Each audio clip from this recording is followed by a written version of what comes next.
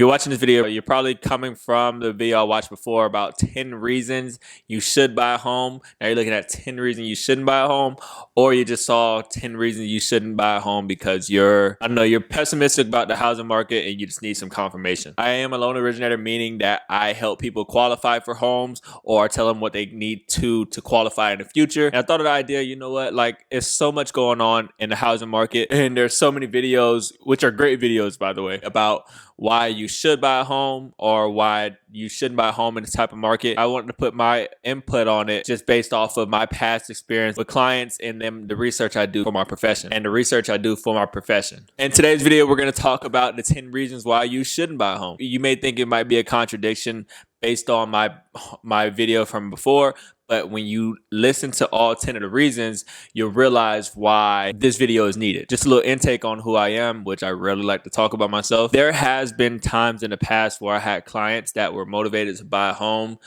They wanted to go forward with the entire process of getting the home completely sold. They had already been with a real estate agent. They were just needing a financial aspect, so they reached out to me. I get the opportunity to look through bank statements, credit reports, income statements, everything, and I'm not going to disclose much information on the client, but from reviewing all of that stuff, it just didn't seem like the best idea to get a home, even though the person was qualified. I let the person know where there's a situation where you're putting you and your family at risk because you're trying to forcibly buy a home. In certain cases, yeah, you may be qualified to buy a home. You always have to look at it from every avenue.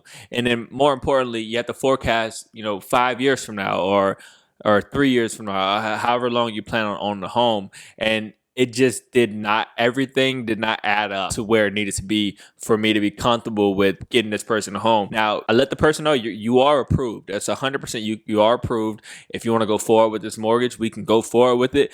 But I let them know what their future would look like if they were to get into the home. And that's kind of what I like to do with my clients. I forecast details. I want to be the person you contact whenever you have any questions about buying a home in the future or ways you can improve your mortgage. And I think that holds a lot more value than just getting a quick loan sold. Anyway, before I go off on a whim, let's go into what the main reason of this video is, to show you the 10 reasons that you should not buy a home. So reason number 1 is contradictory to what I said in the past. The prices are constantly rising. Now, there's two sides of saying this. The prices are currently rising and you may buy at the right time and the price will continue to rise.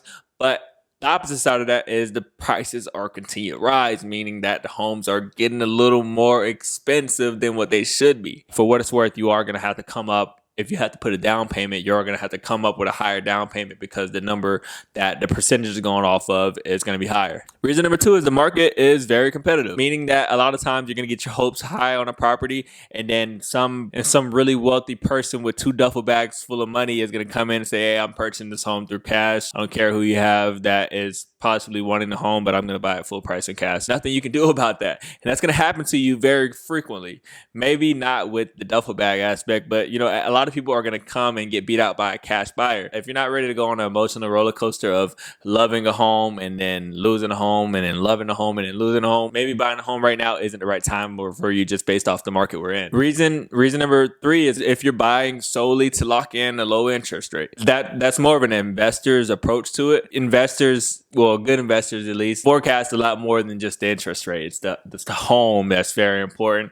And if you're just saying, I need to buy because the interest rates are super low and I don't want to, I got to capitalize on this low interest rate, there's an asset that's behind that low interest rate, okay? You may put yourself in a situation where you're paying off this home that you don't even want to live in. And then when it comes time to sell the home, you may end up selling the home at a loss. Reason number 5 is you're still recovering from COVID. Not just getting the virus itself, but let's say you had an income suffrage because of COVID, or you took out a lot of debt because of COVID. If you're still recovering, buying a home right now might just be another thing that you have to have on your plate. One term that I always like to use with my clients when I'm talking to them is put yourself in a waiter's shoes. If they're holding in, 1 plate with 2 drinks filled to the brim, just in one hand, they can manage that. But what if they have 6 drinks filled to the brim and they're trying to hold it with one hand with another plate or whatever you want to call it, with 6 drinks filled to the brim? Chances are you're going to drop those glasses. There's a high chance of that happening if you're still recovering from COVID. Handle what you need to handle right now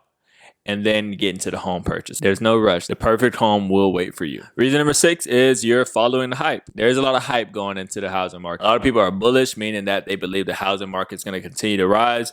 And if you're in that community of people that believe that and you don't do much research and you're just buying based off of, if you're buying based off of somebody else said, it's sort of like buying with emotions. Buying with emotions isn't the best technique when you're trying to buy a home. Just always have a strategy, a game plan. Following that hype is a bad deal.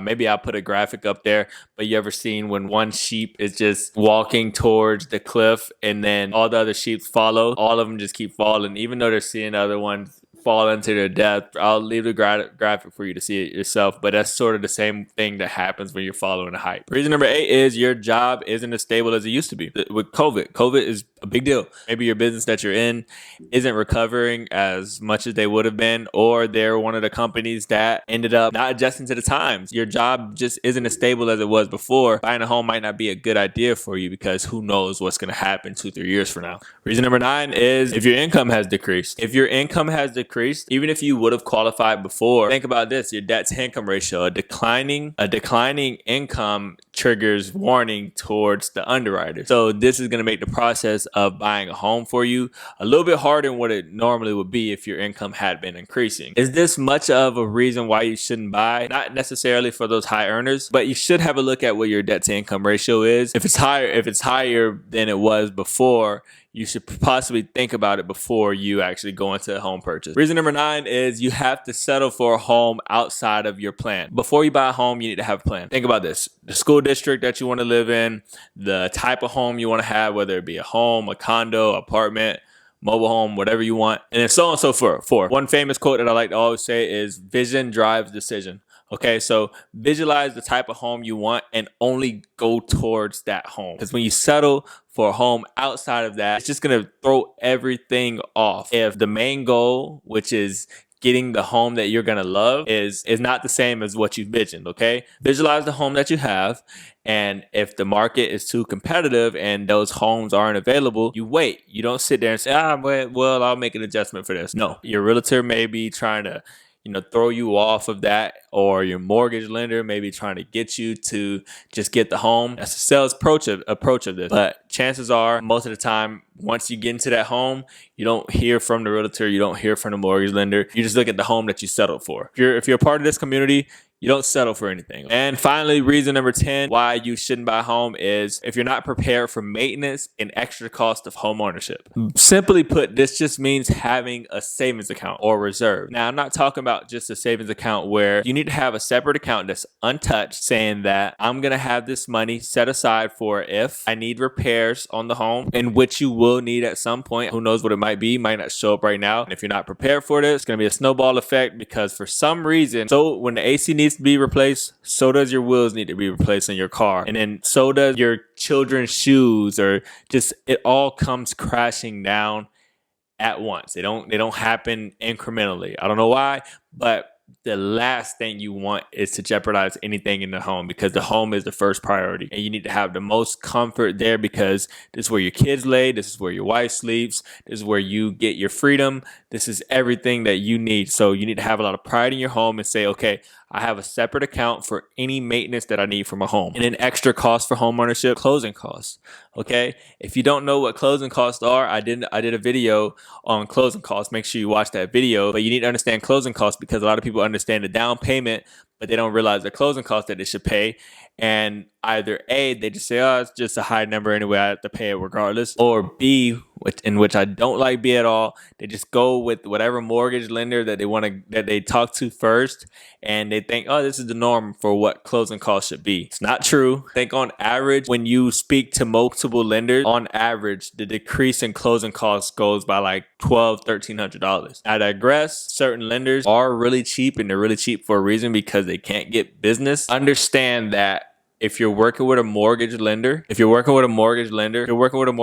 and you just feel like their closing costs are a little high, you can always get a second opinion and get a pre-approval from another lender. It doesn't hurt to do that, at least you have another professional that is going to look over certain things. They don't really like to do that, but they'll still do it because if they can beat that person's rate, you just go to the next person. So that'll just about do for the 10 reasons why you shouldn't buy a home. I hope you guys got both perspectives and you figure out which one works best for you. You are unique to your situation. So the one thing I want you to get out of this is what I say is for educational purposes. It's not for decision making. What somebody else says is for educational purposes. It's not for decision making. Okay. The only decision maker is going to be you. You take what people say online and you use it as guidance, but then you figure out what works best for you. If you're watching this far and you haven't subscribed, I don't know what's wrong with you. So I'm going to point you down to the subscribe button. It's probably right here. Go ahead and hit that subscribe and we'll connect, and I'll see you guys in the next video.